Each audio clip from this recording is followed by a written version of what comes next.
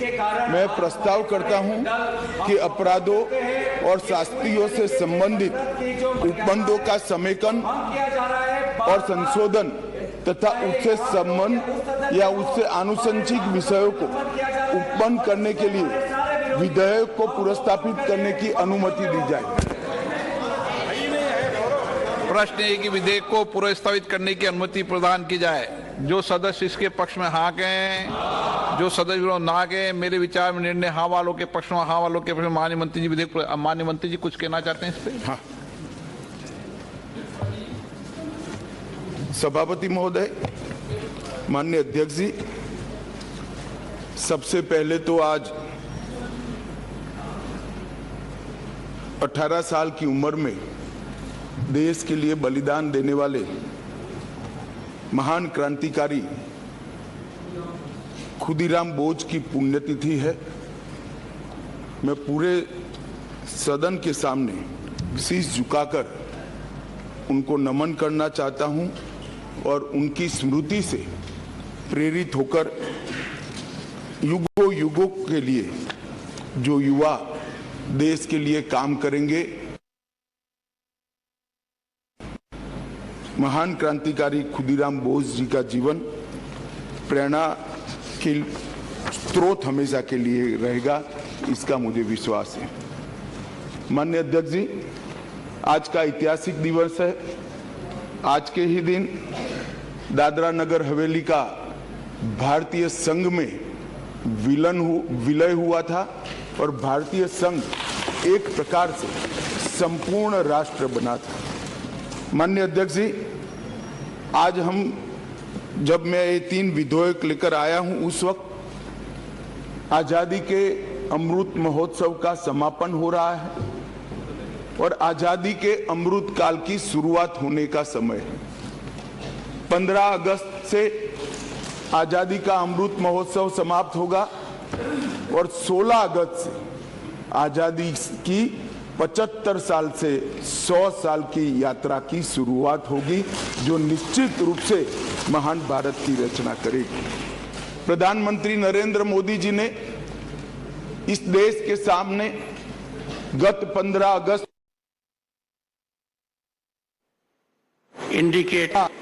संबोधन देते हुए 5 प्रणों को देश की जनता के सामने रखा था। माननीय अध्यक्ष जी, ये 5 प्रण में से एक प्रण था कि हम गुलामी की सभी निशानियों को हम समाप्त कर देंगे, हमारे मन से वो बोझ को दूर करेंगे। माननीय अध्यक्ष जी, आज मैं जो 3 विधेयक एक साथ लेकर आया हूं, वो तीनों विधेयक एक प्रकार से मोदी जी ने जो 5 प्रण लिए हैं उसमें से एक प्रण की अनुपालना करने वाले हैं। माननीय अध्यक्ष जी, तीनों विधेयक दंड विधान प्रक्रिया, क्रिमिनल जस्टिस सिस्टम को बेसिक कानून, इसके लिए मूलभूत कानून ये 3 विधेयकों के अंदर है। एक है इंडियन पिनल कोड जो 1860 में बनाया गया, दूसरा है क्रिमिनल प्रोसीजर कोड जो 1898 में बनाया गया और तीसरा है इंडियन एविडेंस एक्ट जो 1872 में बनाया गया। 1860, 1898 और 1872 में अंग्रेजों द्वारा बनाए गए, अंग्रेजों की संसद के द्वारा पारित किए गए ये तीनों कानूनों को समाप्त कर आज हम तीनों नए कानून पुरस्तापित करने के लिए मैं आया हूं।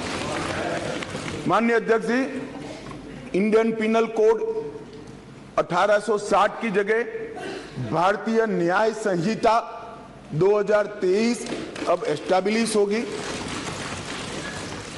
क्रिमिनल प्रोसीजर कोड 1898 की जगह भारतीय नागरिक सुरक्षा संहिता प्रस्तापित होगी और इंडियन एविडेंस एक्ट 1872 की जगह भारतीय साक्ष्य अधिनियम 2023 प्रस्तापित होगा। यह कानूनों की जो कानून रिपील होंगे इस तीनों विधेयक से, वो कानूनों की आत्मा जो है वो कानूनों का मध्य बिंदु है कानून बनाने का, वो अंग्रेज शासन को मजबूत करने की दृष्टि से कानून बनाए गए थे। अंग्रेज शासन की रक्षा करने के लिए कानून बनाए गए थे और उसका उद्देश्य दंड देने का था, न्याय देने का नहीं था। ये दोनों मूलभूत चीजों पर हम परिवर्तन करने जाएंगे। ये तीनों कानूनों को रिप्लेस कर इनकी जगह जो 3 नए कानून बनेंगे, उनकी आत्मा होगी भारत के नागरिकों को संविधान प्रदत्त सारे अधिकार जो मिले हैं इसकी सुरक्षा। ये कानूनों का उद्देश्य किसी को दंड देना नहीं होगा, इन कानूनों का उद्देश्य सबको न्याय देना होगा। और न्याय देने की प्रक्रिया में, ये न्याय देने की प्रक्रिया में दंड वही होगा जहां अपराध रोकने का बोध खड़ा करने की जरूरत है, अपराध रोकने के लिए एक प्रकार की भावना खड़ी करने की जरूरत है, वही होगा। और मैं ये तीनों कानूनों को आगे मैं बताता हूं, बड़े ध्यान से इस प्रक्रिया में मैं इन्वॉल्व रहा हूं।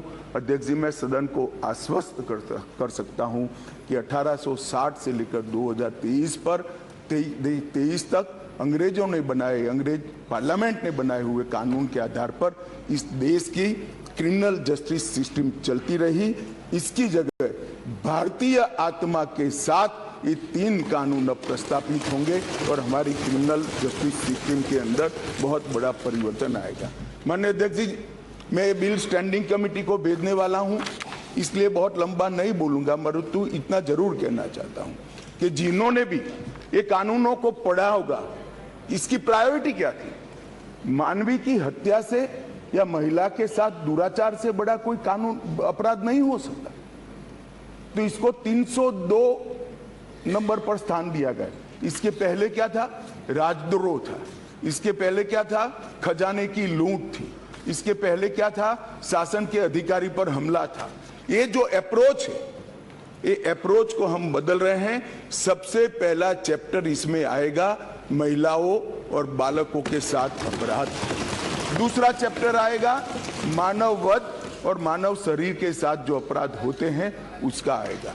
तो हमने शासन की जगह नागरिक को केंद्र में लाने का एक बहुत बड़ा सैद्धांतिक निर्णय कर हम ये कानून लेकर आए हैं। मान्यवर, इस कानून को बनाने के लिए बहुत लंबी प्रक्रिया हमने की है।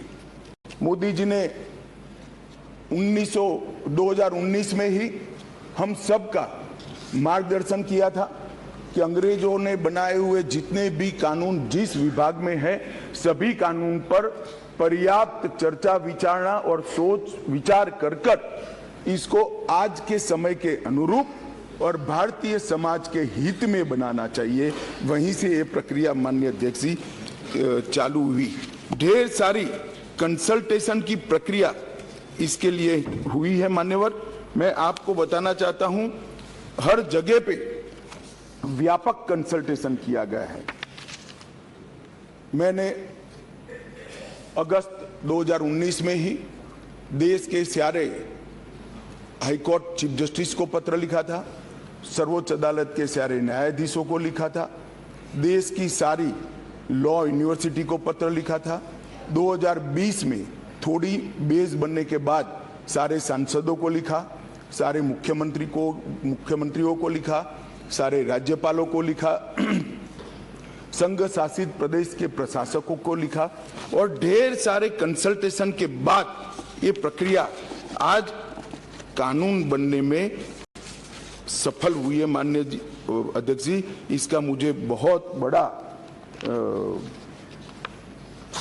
संतोष है कि बेस बरुआ समिति, विश्वनाथन समिति, मलिमत समिति, माधव मेनन समिति और गृह मामलों की स्थायी संसदीय समिति 2011, 2005, 2006 इसकी रिपोर्ट 111वीं, 110वीं, 146वीं, ये सारी रिपोर्टों का बृहद संकलन कर सभी राज्यपालों, मुख्यमंत्रियों, सभी विधायकों, सभी सांसद और सभी न्यायाधीशों से हाई कोर्ट से, सुप्रीम कोर्ट से और लॉ यूनिवर्सिटी से आए हुए सारे प्रस्तावों को, सारे सुझावों को कंसीडर कर लाइन बाय लाइन इसको पढ़कर ये विधेयक लेकर मैं आज सदन के सामने उपस्थित हुआ हूं। माननीय अध्यक्ष जी, 18 राज्यों, 6 संघ शासित प्रदेश की सुप्रीम कोर्ट, 16 हाई कोर्ट, 5 न्यायिक एकेडमी, 22 विधि विश्वविद्यालय, 142 सांसद और लगभग 270 विधायकों ने इसमें सुझाव दिए हैं। जनता के भी बहुत सारे सुझाव आए हैं जिसको कंसिडर किया गया। माननीय अध्यक्ष जी, 4 साल तक इस पर गहन विचार विमर्श हुआ है। मैं जिसमें उपस्थित हूं, ऐसी 158 बैठकें हमने रिकॉर्ड पर करी है। माननीय अध्यक्ष जी, बाय लाइन इसको हमने पढ़ा है। मान्यवर, भारतीय नागरिक सुरक्षा संहिता जो सीआरपीसी के को रिप्लेस करेगी, इसमें अब 533 धाराएं बचेगी, 160 धाराओं को बदल दिया गया है, 9 धाराएं नई जोड़ी गई है और 9 धाराओं को निरस्त किया गया है। भारतीय न्याय संहिता जो आईपीसी को रिप्लेस करेगी, इसमें अब पहले 511 धाराएं थी, इसकी जगह 356 धाराएं होगी, 175 धाराओं में बदलाव हुआ है, 8 नई धाराएं जोड़ी गई है और 22 धाराएं निरस्त कर दी गई।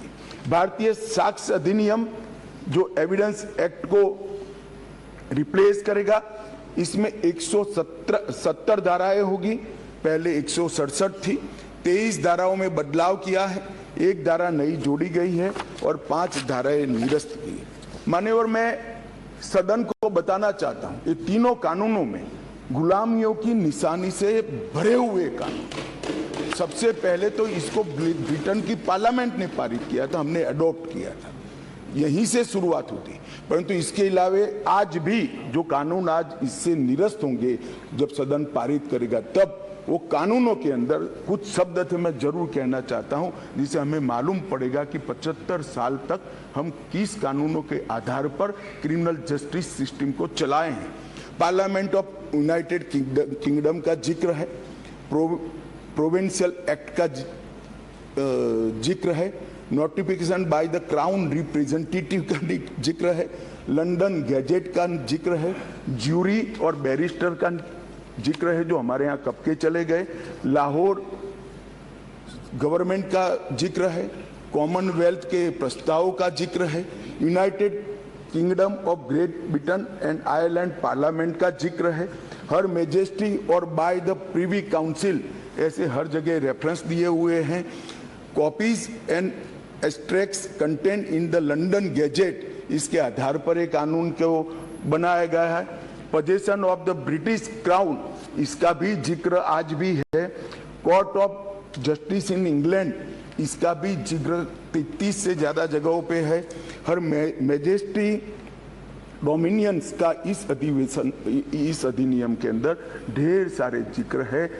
टोटल 475 जगह ये गुलामी की निशानियों को समाप्त कर आज हमने एक नया कानून मान्यवर लेकर आए हैं। माननीय अध्यक्ष जी, इस कानून से हमने नए युग को जोड़ने का भी प्रयास किया है।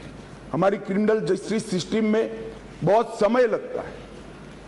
कानून में कोई कानून की अदालत में जाए तो न्याय इतनी देर से मिलता है कि न्याय का कोई मतलब ही नहीं। लोगों की श्रद्धा उठ गई है, कोर्ट में जाने से डर है। मैं गुजरात का कानून मंत्री भी रहा हूं, विधि मंत्री भी रहा हूं। कई लोगों ने मुझे कहा था कि साहब पनिशमेंट की कोई जरूरत ही नहीं। मैंने बोला क्यों? कि कोर्ट में जाना इटसेल्फ पनिशमेंट है। इस प्रकार की मानसिकता लोगों के दिमाग में करके हमने इसीलिए आधुनिक से आधुनिक तकनीक को इसके अंदर समाहित करने का निर्णय किया है। माननीय अध्यक्ष जी, दस्तावेजों की परिभाषा का विस्तार कर इलेक्ट्रॉनिक या digital record, email, server longs, computer, smartphone, laptop, SMS, website, locational साक्ष्य, डिवाइस पर उपलब्ध मेल और मैसेजेस, ये सभी को कानूनी वैधता इस देता है, जिससे अदालतों के अंदर जो कागजों के ढेर लगते हैं, अंबार लगते हैं, वो समाप्त हो जाएंगे। एफआईआर से केस डायरी और केस डायरी से चार्जशीट और चार्जशीट से जजमेंट तक की सारी प्रक्रिया को डिजिटलाइज करने का प्रावधान इस कानून के अंदर मैं लेकर आया हूं। अदालत की सभी कार्यवाही को टेक्नोलॉजी के माध्यम से करने के लिए हम करते हैं। अभी आरोपी की पेशी ही सिर्फ वीडियो कॉन्फ्रेंस से हो सकती है, अब संपूर्ण ट्रायल क्रॉस सहित की वो वीडियो कॉन्फ्रेंस से होगी। शिकायतकर्ता और गवाहों का परीक्षण भी होगा। जांच पड़ताल और मुकदमे में साक्ष्यों का रिकॉर्डिंग जो करना है वो भी होगा, और उच्च न्यायालय के मुकदमे और सभी अपीलीय कार्यवाही भी डिजिटली संभव होगी। माननीय अध्यक्ष जी, ये करने से पहले इसमें कोई न्याय के बारे में कोई गोता ही न हो जाए, इसलिए हमने नेशनल फॉरेंसिक साइंस यूनिवर्सिटी और देश भर के सारे विद्वानों को, इस विषय के विद्वानों के साथ बैठकर इसकी चर्चा कर टेक्नोलॉजी के एक्सपर्ट के साथ बैठकर उसको बनाया गया है। सर्च और जब्ती के वक्त मान्यवर हमने कई सारे ऐसे प्रावधान किए हैं जिससे निर्दोष नागरिक को फंसाया न जा सके। सर्च और जब्ती के वक्त ढेर सारी ऐसी फरियादें मेरे यहाँ रख दिया गया, मेरे यहाँ था नहीं, पुलिस लेकर आई, रख दिया। अब हमने सर्च और जब्ती में वीडियोग्राफी को कंपलसरी करा है, जो अब वीडियोग्राफी केस का हिस्सा होगी। पुलिस द्वारा ऐसी रिकॉर्डिंग के बिना कोई भी चालान, चार्जशीट रखा जाएगा वो वैध नहीं होगा। हमारा दोष सिद्धि का प्रमाण बहुत कम है। आजादी के 75 साल के बाद भी हम दोष सिद्ध नहीं कर पाते हैं मान्यवर। इसीलिए फॉरेंसिक साइंस को हमने बहुत बढ़ावा देने का काम किया है। देश के प्रधानमंत्री जी ने एक ऐतिहासिक निर्णय लिया है नेशनल फॉरेंसिक साइंस यूनिवर्सिटी बनाने का। मैं इस सदन के माध्यम से पूरे देश को आश्वस्त करना चाहता हूं कि 3 साल के बाद हर साल 33,000 फॉरेंसिक साइंस के एक्सपर्ट और साइंटिस्ट इससे जुड़ने लगे। ये इसलिए किया गया कि कानून हम लेकर आने वाले थे मान्यवर। एक कानून में हमने लक्ष्य रखा है कि दोष सिद्धि के प्रमाण को, कन्विक्शन रेशियो को 90% से ऊपर लेकर जाना है, ये हमारा लक्ष्य है। इसलिए हमने एक महत्वपूर्ण प्रावधान किया है कि 7 वर्ष या उससे ऊपर की सजा जिस धाराओं में है वो सभी क्राइम सीन पर फॉरेंसिक टीम की विजिट को हम कंपलसरी कर रहे हैं। और मान्यवर, इसके माध्यम से एक वैज्ञानिक साक्ष्य, एक साइंटिफिक एविडेंस पुलिस के पास होगा, जिसमें कोर्ट में दोषियों को बरी होने की संभावना बहुत कम हो जाएगी। मान्यवर, ये दोनों चीजें हैं। इसमें एक ऐसा सवाल कुछ एक्सपर्ट्स ने बताया था कि इसके लिए शायद देश अभी तैयार नहीं है।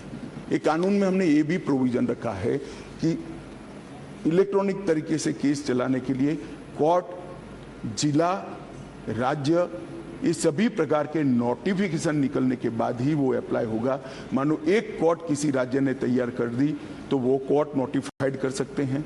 एक जिला जब हो जाएगा तो वो जिला नोटिफाइड कर सकते हैं। एक क्षेत्र हो जाएगा तो वो क्षेत्र। अंततोगत्वा 27 के पहले पूरे देश की सभी कोर्टों को हम कंप्यूटराइज करके रखेंगे। इसी प्रकार से मोबाइल फोरेंसिक वाहन का भी हमने एडवांस में अनुभव कर लिया है मान्यवर। आज मैं आपको बता सकता हूं कि दिल्ली के अंदर 7 साल से ऊपर की किसी भी गुनाह होता है, सजा का जिसमें प्रावधान हो, ऐसा कोई भी गुनाह होता है तो एफएसएल की टीम इसको विजिट करती है।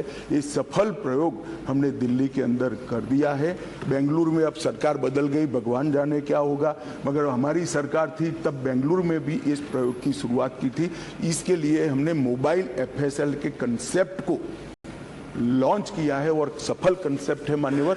हर जिले में 3 मोबाइल एफएसएल घूमती रहेगी और गुना के जगह पे जाएगी। नागरिकों की सुविधा सुनिश्चित करने के लिए जीरो एफआईआर को पहली बार आजादी के 75 साल के बाद हम स्थान, गुना कहीं पर भी हुआ, किसी भी थाने का हो, आप हिमालय की चोटी से भी उसको रजिस्टर कर सकते हैं और कन्याकुमारी के सागर के किनारे से भी रजिस्टर। गुना रजिस्टर होने के बाद 15 दिन में कंसर्न थाने को भेजना होगा।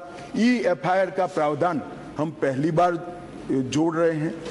हर जिले में और हर थाने में एक ऐसा पुलिस अधिकारी नामित किया जाएगा जिसके परिवारजनों में गिरफ्तारी हुई है। इसको अधिकृत सर्टिफिकेट देना पड़ेगा कि आपके परिजन हमारी कस्टडी में है और इसके लिए अब हम रिस्पॉन्सिबल हैं। कई बार पकड़कर पुलिस 4 दिन तक कोई जवाब नहीं देती है मान्यवर, और वहां पर उनको कोर्ट में जाना है, और इसकी जगह अब वो ऑनलाइन भी सूचना देनी पड़ेगी और व्यक्तिगत सूचना भी देनी पड़ेगी। यौन हिंसा के मामले में पीड़िता का बयान कंपलसरी कर दिया गया है और यौन उत्पीड़न के मामले में बयान का वीडियो रिकॉर्डिंग भी अब कंपलसरी कर दिया है। मान्यवर, पुलिस को 90 दिन में जिसने फरियाद की है इसका स्टेटस देना हमने कंपलसरी कर दिया है। 90 दिन में उसका स्टेटस देना पड़ेगा और हर 15 दिन में फरियादी को अपना स्टेटस भेजना पड़ेगा। 7 वर्ष या उससे अधिक के कारावास का केस अगर विड्रॉ करना है तो पीड़ित को सुने बगैर कोई भी सरकार इसको विड्रॉ नहीं कर पाएगी। ये भी इससे नागरिकों के अधिकारों की रक्षा होगी और इसके अंदर पहली बार हम कम्युनिटी सर्विस को सजा के बारे में भी इंट्रोड्यूस कर रहे हैं। मान्यवर, ये प्रैक्टिस में कई जगह पे है, परंतु इसका इंट्रोडक्शन एक्ट से, कानून से अब होगा। मान्यवर, सालों तक केस चलते नहीं है, इसके लिए भी हमने बहुत सारे प्रावधान करे हैं। छोटे मोटे